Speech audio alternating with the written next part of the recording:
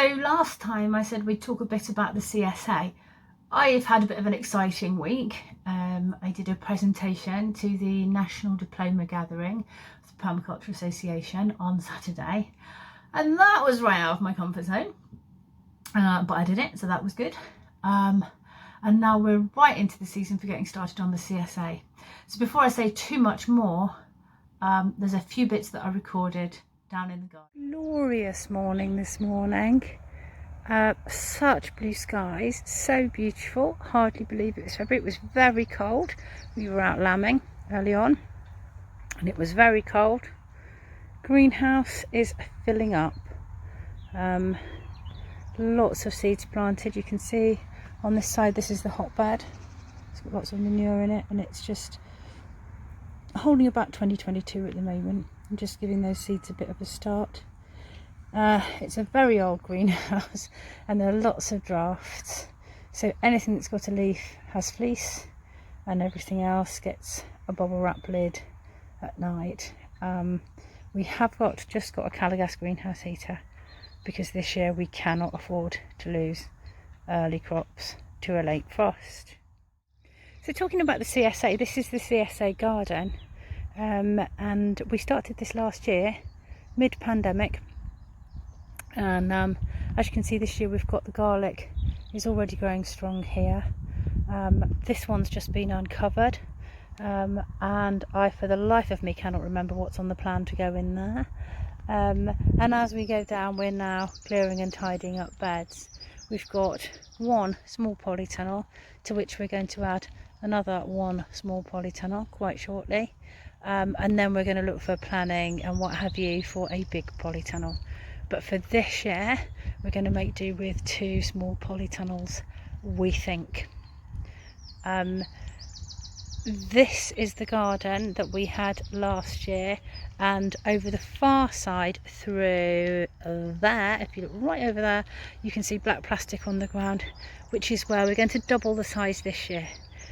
It's the end of February now, and so very shortly there's going to be a lot of bed building going on there in order to meet our targets for May, early June of having 30 boxes. But I'm reasonably confident if we get decent weather and enough volunteer support, we'll be getting that done. It's all going to be good.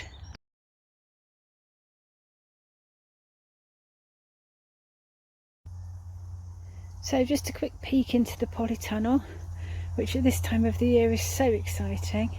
So much going on. Loads and loads of trays of things just gradually germinating in the polytunnel. It's beautiful and warm. It's so nice and warm in here, and everything coming on really, really nicely. Just see at the back there on the trays there are radishes and lettuces and spinach, and then as we come forward here there's all sorts of bigger crops for later, just in cells, and it's just a really fabulous time of year. In the office, with the help of the Biodynamic Calendar, my diary and a note card system I invented myself, I'm transferring my veg plans onto the plan for the garden. As you can see, this takes a little while. The theory is that we always have enough crops ready for enough shares, so we'll see. Meanwhile, back out on the plot, there are other forms of preparation also taking place. Last year's beds need to be tidied up. As you can see, this one, spade used to go along the edge. We did try not to dig or turn them over, but we have had to use a hand fork to just loosen up some persistent weed roots and what have you. Then it'll get a rake over, and then an inch or two of fresh compost. But this is in its third year and it's got some decent depth and definitely some decent soil structure. And when we do disturb it a little bit to pull out some weeds, you see there's a lot of life, a lot of earthworms and small critters moving around in here. So it's really a good quality soil. So So that's a look at everything that's going on in the garden for a few weeks actually. Some of that footage was quite old. It's taken me quite a while to put all this stuff together. I'm hoping to get a bit quicker and slicker as time goes by. So if you're not familiar with the concept of CSA, it stands for Community Supported Agriculture.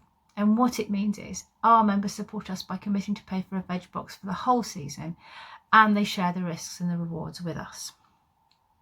It means growers can afford to buy things like seed and compost, although the lovely Hills Waste have donated most of our compost this year, and they can afford to do stuff like eat and sleep in a house and things like that. It also means that the members stay in touch with the seasons and are part of the real nature of farming, so they get to share in the harvest with us, shortages, gluts and all. Like most CSAs, we're passionate about getting food and food choices out into our wider community, especially those people who might usually feel excluded.